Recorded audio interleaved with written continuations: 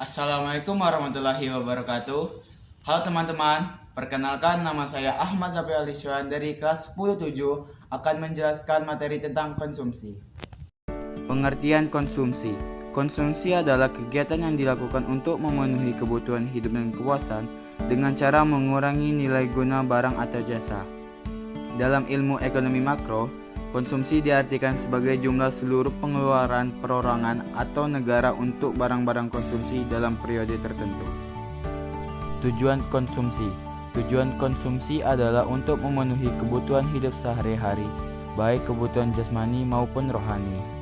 Adapun tujuan lainnya, memanfaatkan nilai guna barang secara bertahap, menghabiskan nilai guna barang yang tidak bisa bertahan lama, dan mendapatkan penghargaan harga diri dan apresiasi.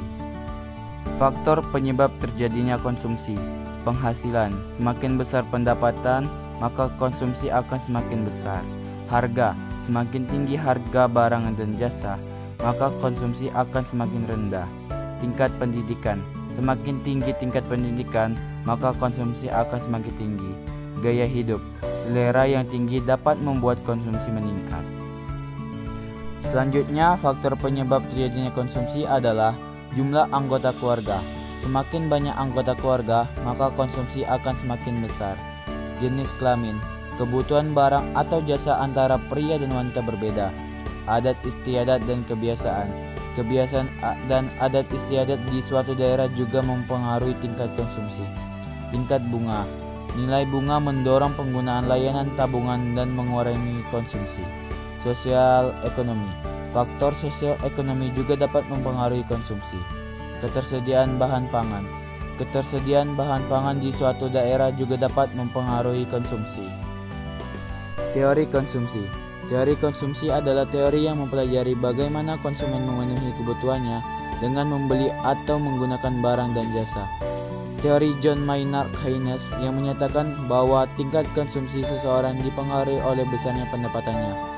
Keynes juga menyatakan bahwa ada batas konsumsi minimal yang tidak dipengaruhi tingkat pendapatan.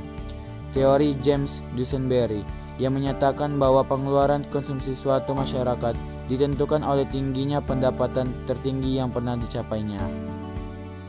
Pendekatan ordinal. Pendekatan ordinal adalah teori perilaku konsumen yang menganggap bahwa kepuasan konsumen tidak bisa diukur secara kuantitatif, tetapi bisa dibandingkan dan berjenjang.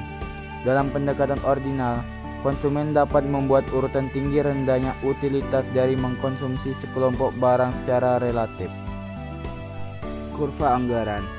Kurva anggaran atau garis anggaran budget line adalah grafik yang menggambarkan semua kemungkinan kombinasi dua barang yang dapat dibeli dengan pendapatan dan biaya tertentu.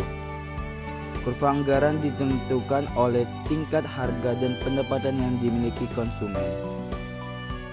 Sekian penjelasan saya tentang konsumsi. Terima kasih. Wassalamualaikum warahmatullahi wabarakatuh.